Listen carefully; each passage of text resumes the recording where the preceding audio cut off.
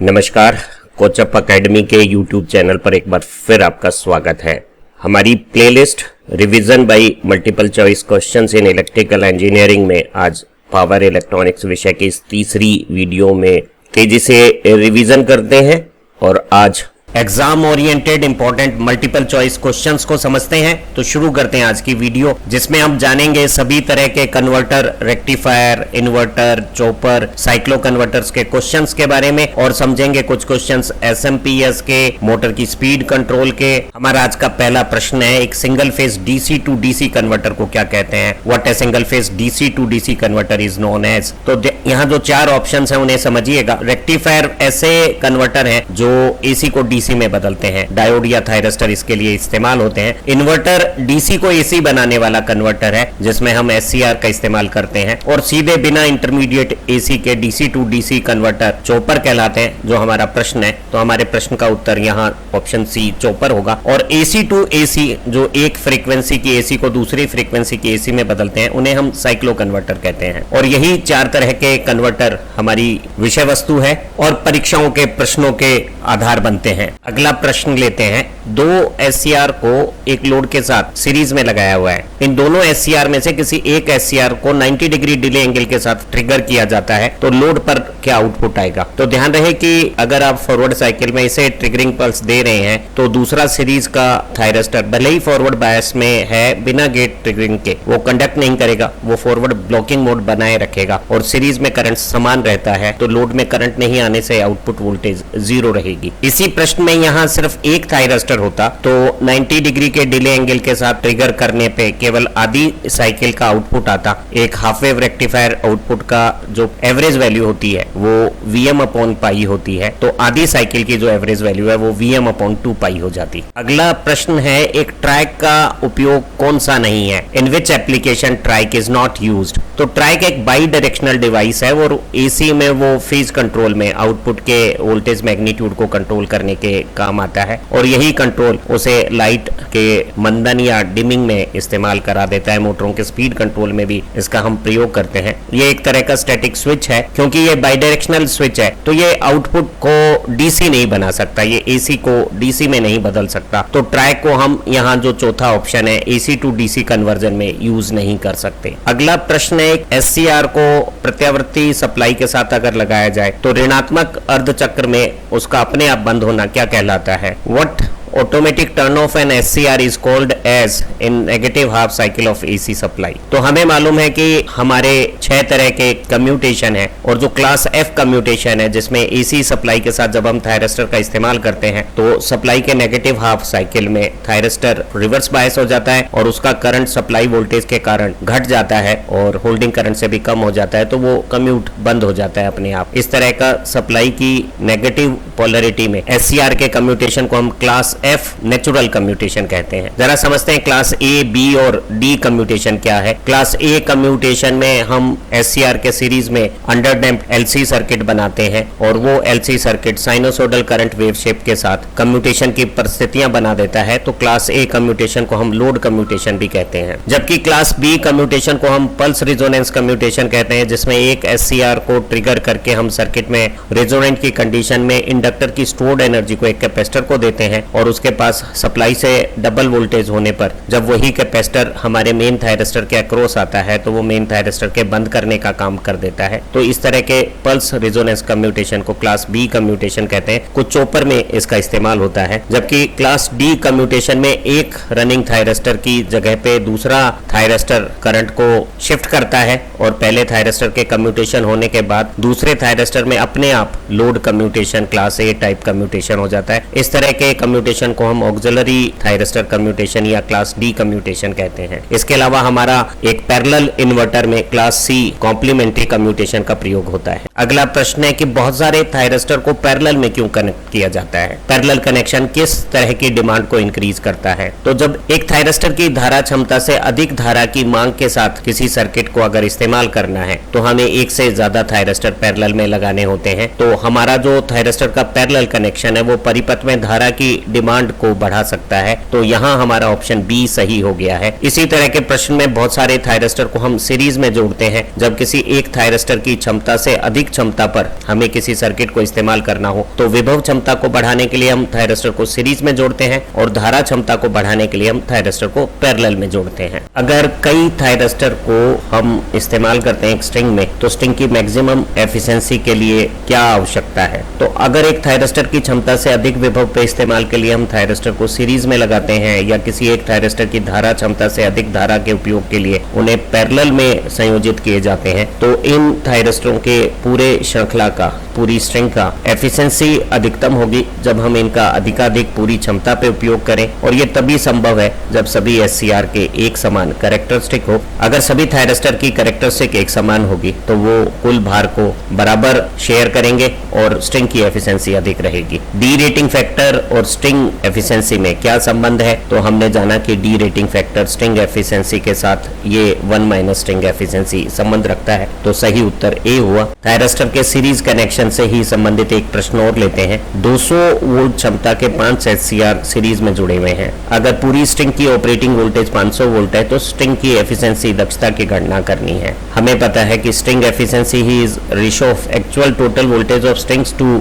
Number of thyristor multiplied by rating of each thyristor. यहाँ हम पूरी स्ट्रिंग को 500 वोल्ट की वोल्टेज पे इस्तेमाल कर रहे हैं और 5 थायरिस्टर 200 वोल्ट क्षमता के कुल आदर्श काल्पनिक स्थितियों में क्षमता 1000 वोल्ट रखते हैं। तो हम 1000 वोल्ट की क्षमता वाले थायरिस्टर को 500 वोल्ट पे इस्तेमाल कर रहे हैं तो जो स्ट्रिंग की दक्षता है वो सिर्फ 50%। यहाँ हमारा ऑप्शन ए राइट हो गया। अगला प्रश्न है, श्रेणी में जुड़े हुए थायरिस्टर में वोल्टेज शेयरिंग को इंप्रूव करने के लिए ट्रांजिएंट कंडीशंस में टर्न ऑन या टर्न ऑफ के समय जो इक्वलाइजिंग सर्किट में, डायनामिक इक्वलाइजिंग सर्किट में जो कैपेसिटेंस होती है उसकी वैल्यू की कैलकुलेशन किस पर आधारित होती है? तो हमें जानकारी है कि सीरीज में लगे हुए थायरिस्टरों की अगर कैरेक्टरिस्टिक एक समान नहीं है तो वो स्टैटिक ब्लॉकिंग कंडीशंस में वोल्टेज को बराबर शेयर नहीं करेंगे और turn on and turn off के दौरान भी उनका व्यवहार आपस में एक समान नहीं होने के कारण कुछ समस्याओं का कारण बन जाएगा। तो इन कैरेक्टरिस्टिक के डिफरेंसेस के कारण ब्लॉकिंग मोड में वोल्टेज की इक्वल शेयरिंग के लिए हम स्टैटिक इक्वलाइजिंग सर्किट में थायरिस्टर के साथ एक विशिष्ट गणना का रेजिस्टेंस समांतर में लगाते हैं, जबकि turn on and turn off के समय इक्वलाइजेशन के लिए डायनामिक इक्वलाइजिंग सर्किट बनाया जाता है। क्योंकि टर्न ऑफ के दौरान रिवर्स रिकवरी चार्ज सभी का एक समान नहीं होता थायरिस्टर का। तो कोई थायरिस्टर जिसका रिवर्स रिकवरी चार्ज कम है वो अगर जल्दी टर्न ऑफ होने की चेष्टा करेगा तो वो दूसरे थायरिस्टर के लिए टर्न ऑफ के लिए आवश्यक रिवर्स करंट के फ्लो पाथ को रोक देगा। तो समांतर में लगा हुआ कैपेसिटर ऐसी ट्रांजिएंट कंडीशन में हमारे समस्याओं को कम करने के लिए इक्वलाइजेशन का काम करता है। तो इस कैपेसिटर की गणना हम थायरिस्टर की रिवर्स रिकवरी कैरेक्टरिस्टिक के आधार पर करते हैं। तो हमारा सही ऑप्शन बी हो गया है। अब कुछ रेक्टिफायर से संबंधित परीक्षा उपयोगी प्रश्न करते हैं। एक सिंगल फेज का B2 ब्रिज की 2 पल्स टाइप फुल कंट्रोल्ड जो कन्वर्टर होता है, चाहे वो रेक्टिफायर के तौर पे यूज हो या इन्वर्टर के तौर पे, उसमें एक ही समय में कितने SCR कंडक्ट करते हैं? तो हमें पता है कि सिंगल फेज सप्लाई जब हम यहाँ देते हैं तो 2 थायरिस्टर एक साथ यहाँ ग्रीन हाईलाइट में एक हाफ साइकिल में फॉरवर्ड बायस होंगे, जबकि दूसरे 2 थायरिस्टर अगली हाफ साइकिल में फॉरवर्ड बायस होंगे और दोनों को एक साथ ट्रिगरिंग पल्स देने पर लोड के साथ दोनों एक साथ कंडक्शन करते हैं। तो 2 थायरिस्टर एक ही समय में कंडक्ट करते हैं और यही बात हमारे 3 फेज ब्रिज रेक्टिफायर में B6 प्रकार के कन्वर्टर के लिए भी लागू होती है। जब तीनों फेज में से कोई एक सबसे ज्यादा पॉजिटिव है तो उसका थायरिस्टर और जो सबसे ज्यादा नेगेटिव है उसका थायरिस्टर फॉरवर्ड बायस होकर लोड के साथ 2 थायरिस्टर एक साथ कंडक्ट करते हैं। अगर यही प्रश्न M टाइप, मिड टाइप प्रकार के फुल वेव कन्वर्टर होते तो क्या बनता? यहाँ सिंगल फेज का मिड टाइप फुल कन्वर्टर प्रदर्शित है और इन दोनों थायरिस्टर में से केवल एक thyristor at a time forward bias होकर कंडक्ट करता है, तो केवल एक थायरिस्टर एक समय में कंडक्ट करेगा। इसी तरह से ये मिड टाइप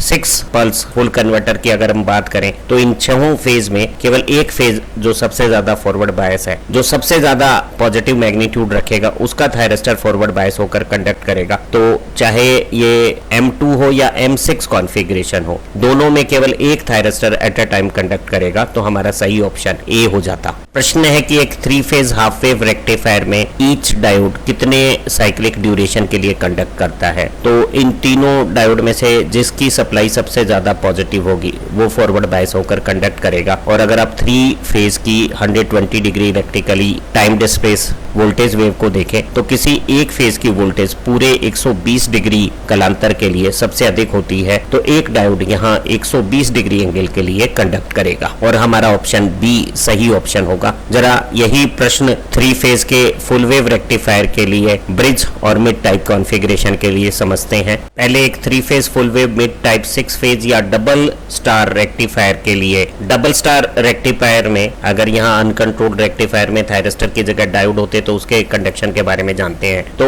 एक सप्लाई वोल्टेज सिर्फ 60 डिग्री के लिए, चाहे इन 6 फेज में से कोई सी भी हो, सबसे ज्यादा हाईएस्ट मैग्नीट्यूड की अपने डायोड को फॉरवर्ड बायस रखकर कंडक्शन केवल 60 डिग्री तक करेगी। तो अधिकतम कंडक्शन केवल 60 डिग्री तक, हमारा ऑप्शन डी यहाँ सही विकल्प हो जाएगा। अब यही डायोड की कंडक्शन ड्यूरेशन एक 3 phase full wave bridge type rectifier के लिए समझ लेते हैं। तो आर फेज का हमारा ये जो डायोड सबसे ज्यादा पॉजिटिव मैग्नीट्यूड के साथ जब फॉरवर्ड बायस होता है तो वो एक 60 डिग्री की पल्स के लिए येलो फेज के डायोड के साथ कंडक्ट करता है, और उसके बाद जब येलो के बजाय ब्लू फेज सबसे ज्यादा नेगेटिव हो जाता है तो वो इस डायोड के साथ एक और 60 डिग्री ड्यूरेशन के लिए कंडक्ट करेगा। तो कोई एक डायोड कुल 120 डिग्री, हमारा ऑप्शन बी यहाँ सही हो गया है, कंडक्ट करेगा। तो हमने जाना कि 3 फेज हाफ वेव रेक्टिफायर में और ब्रिज रेक्टिफायर में एक डायोड 120 डिग्री के लिए कंडक्ट करता है, और 3 phase 6 pulse mid type full wave converter में एक डायोड सिर्फ 60 डिग्री के लिए कंडक्ट करता है। पूछा है फेज कंट्रोल्ड रेक्टिफायर में किस प्रकार के कम्यूटेशन का इस्तेमाल होता है। तो हमारे phase controlled rectifier AC input से डीसी आउटपुट बनाते हैं, और इनमें हमारी सप्लाई नेचुरली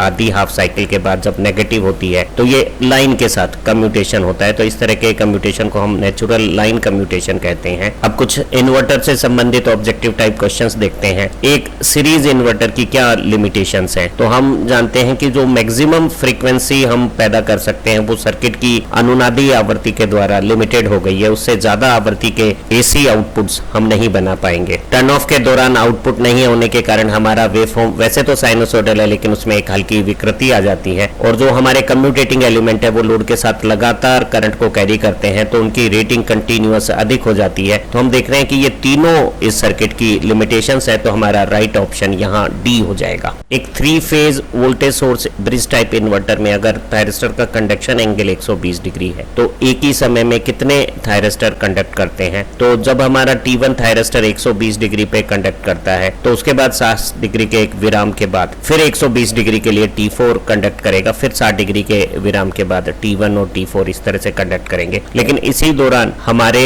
दूसरे जो थायरिस्टर्स हैं वो भी कंडक्ट करते हैं। तो किसी एक ड्यूरेशन में हमारा जो T1 थायरिस्टर है वो कभी 6 नंबर थायरिस्टर के साथ पेयर बनाकर कंडक्ट करता है, और कभी वो 2 नंबर थायरिस्टर के साथ कंडक्ट करता है। तो एक ही समय में केवल 2 थायरिस्टर इस 120 डिग्री के कंडक्शन पीरियड में कंडक्ट करते हैं। अगर यही पीरियड कंडक्शन का एक थायरिस्टर का 180 डिग्री होता तो एक थायरिस्टर 2 अलग अलग थायरिस्टर के साथ कंडक्ट करता, और हर 60 डिग्री बाद किसी एक थायरिस्टर का क्रम में कंडक्शन क्रम में चेंज होता रहता, जैसे समझते हैं। इस 180 डिग्री कंडक्शन वाले वोल्टेज सोर्स इन्वर्टर में T1 थायरिस्टर पूरी आधी साइकिल के लिए कंडक्ट करता है, और फिर उसमें कॉम्प्लीमेंट्री कम्यूटेशन के साथ T1 को बंद करके T4 को चला दिया जाता है, और T1 और T4 क्रम से चलते हैं। इसी दौरान T1 थायरिस्टर एक बार 5 और 6 नंबर थायरिस्टर के साथ पेयर बनाता है। उसके बाद 5 की जगह जब 2 आ जाता है तो वो 6 नंबर थायरिस्टर 1 और 2 के साथ पेयर बनाता है। फिर 6 की जगह जब 3 नंबर थायरिस्टर कंडक्ट करने लगता है तो 1 नंबर, 2 नंबर और 3 नंबर थायरिस्टर कंडक्ट करने लगते हैं। तो किसी एक 60 डिग्री की साइक्लिक ड्यूरेशन में 3 थायरिस्टर, एक ओड नंबर का और 2 इवन नंबर के, या फिर एक इवन नंबर का और 2 ओड नंबर के, तीनों अलग अलग फेजेस के साथ मिलकर कंडक्ट करते हैं और वो अपना क्रम बनाते हैं। तो 180 डिग्री के कंडक्शन में जहां हम कॉम्प्लीमेंट्री कम्यूटेशन इस्तेमाल करते हैं वहां 3 थायरिस्टर एक ही समय में कंडक्ट करते हैं, जबकि 120 डिग्री कंडक्शन वाले वोल्टेज सोर्स इन्वर्टर में केवल 2 थायरिस्टर एक साथ कंडक्ट करेंगे, और वहां हम ऑक्सिलरी कम्यूटेशन का इस्तेमाल करते हैं क्लास डी प्रकार का। जबकि 180 डिग्री कंडक्शन वाले वोल्टेज सोर्स इन्वर्टर में हम क्लास सी कॉम्प्लीमेंट्री कम्यूटेशन का इस्तेमाल करते हैं। पूछा गया है कि हम सीरीज इन्वर्टर में किस तरह की कम्यूटेशन टेक्निक का इस्तेमाल करते हैं। जो हमारे सीरीज सीरीज इन्वर्टर होते हैं उनमें हम लोड कम्यूटेशन का इस्तेमाल करते हैं और लोड के साथ सीरीज में कम्यूटेटिंग एलिमेंट लोड करंट के साथ एक अंडर डैम्प आरएलसी सर्किट बनाते हैं, जिसमें साइनोसोडल करंट जब अपना जीरो अचीव करता है तो कैपेसिटर पे वोल्टेज सप्लाई वोल्टेज से भी ज्यादा होकर थायरिस्टर पे रिवर्स बाइसिंग पैदा कर देती है और इस तरह के कम्यूटेशन को हम क्लास ए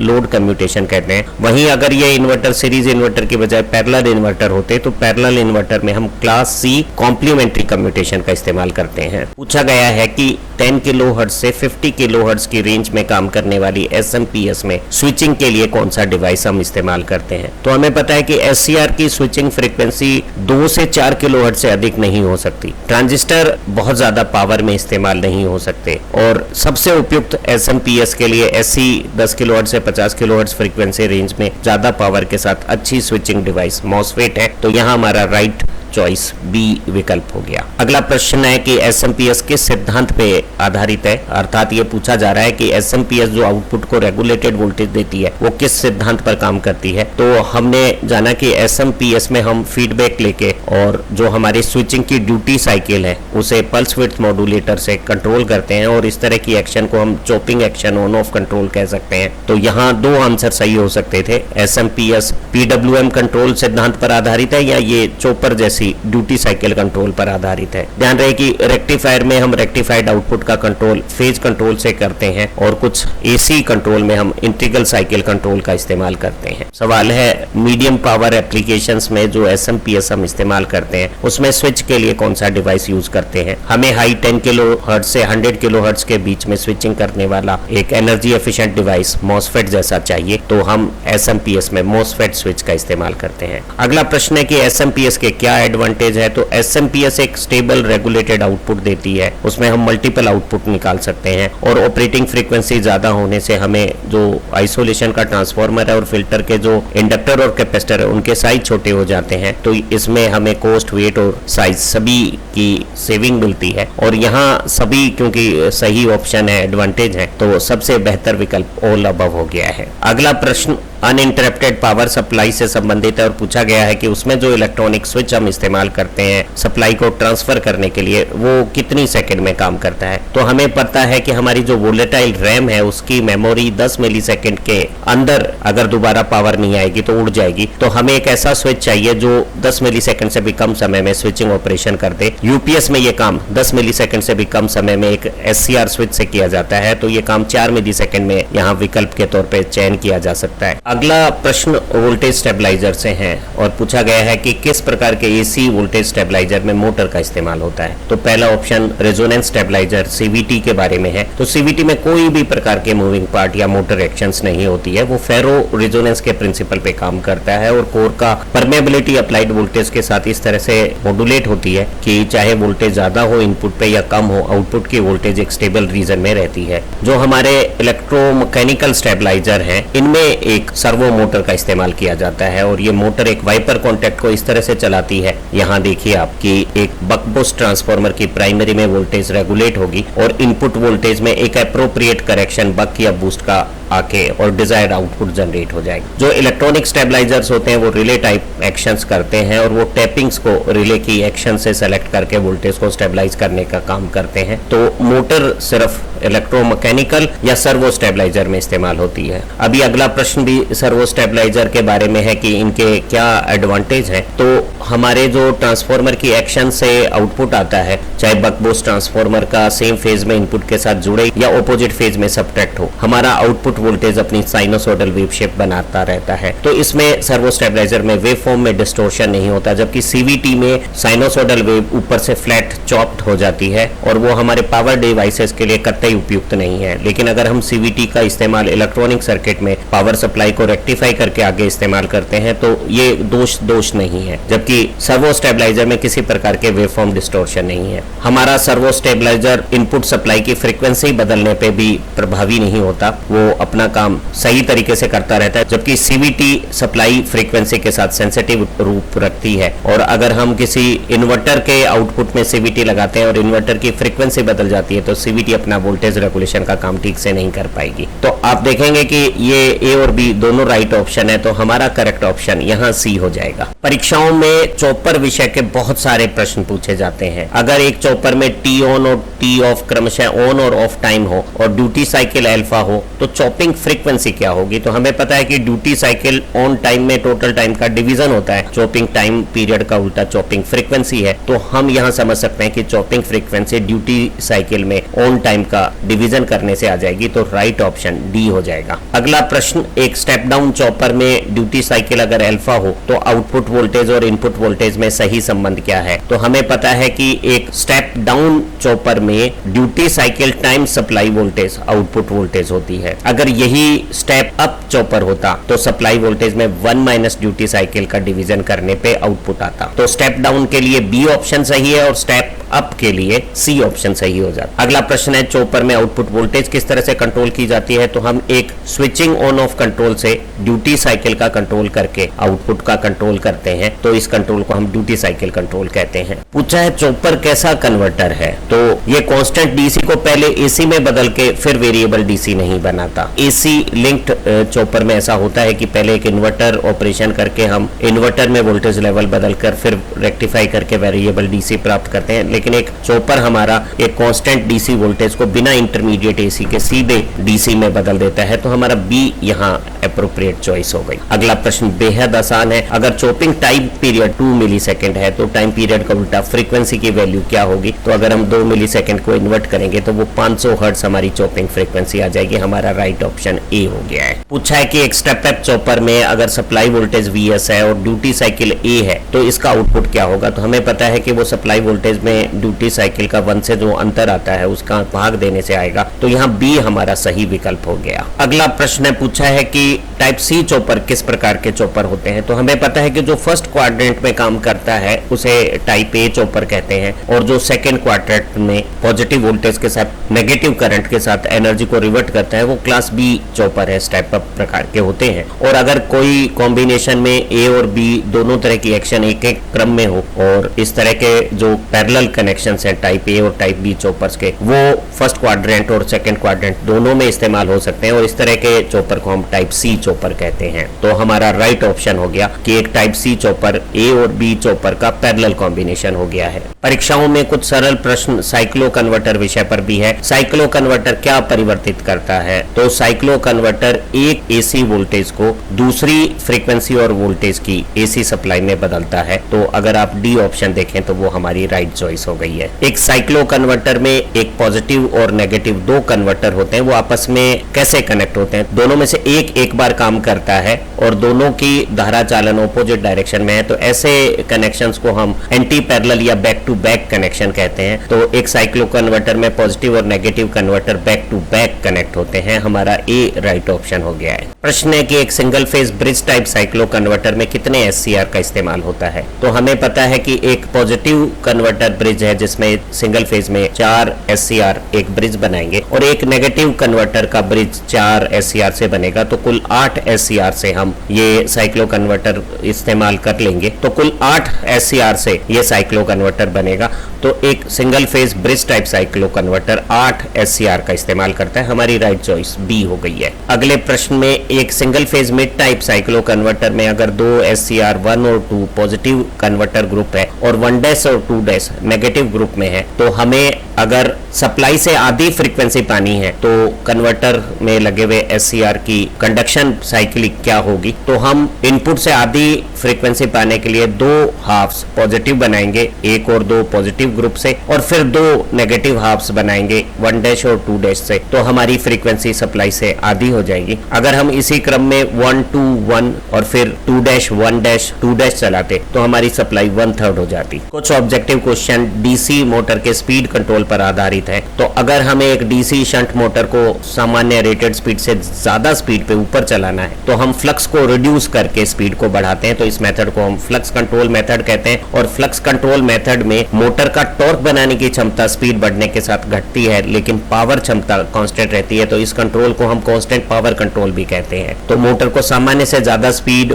पर चलाने वाले कंट्रोल को फ्लक्स कंट्रोल मेथड कहते हैं, और इसमें फ्लक्स को घटाकर हम स्पीड को बढ़ाते हैं, और इस प्रक्रिया के दौरान पावर कांस्टेंट रहती है। अगर यही प्रश्न होता कि मोटर को सामान्य से कम स्पीड पे चलाना है तो हम आर्मेचर के सप्लाई वोल्टेज को कम करके स्पीड को कम करते और इस कंट्रोल को हम आर्मेचर वोल्टेज कंट्रोल मेथड कहते, और ऐसी स्थिति में मोटर की टॉर्क बनाने की क्षमता अपरिवर्तित रहती। तो ऐसे सामान्य से कम स्पीड पर आर्मेचर कंट्रोल से स्पीड कंट्रोल को, आर्मेचर वोल्टेज के बदलाव से स्पीड कंट्रोल को हम कांस्टेंट टॉर्क कंट्रोल भी कहते हैं। प्रश्न है टेकोमीटर जो स्पीड कंट्रोल मेथड है हमारा डीसी मोटर का, उसमें हम किस तरह का फीडबैक लेते हैं? तो हम स्पीड का फीडबैक प्राप्त करते हैं और इससे स्पीड कंट्रोल होती है। तो हमारा राइट ऑप्शन डी हो गया है। आज की इस शानदार वीडियो से आपने पावर इलेक्ट्रॉनिक्स के अनेक विषयों के इंपॉर्टेंट ऑब्जेक्टिव क्वेश्चंस को समझा है। हमारी इसी श्रृंखला की दूसरी वीडियो से आपकी विषय समझ और अच्छी बनेगी। आप अच्छा पढ़ें, तरक्की करें। Have nice time. Thank you very much for viewing this video.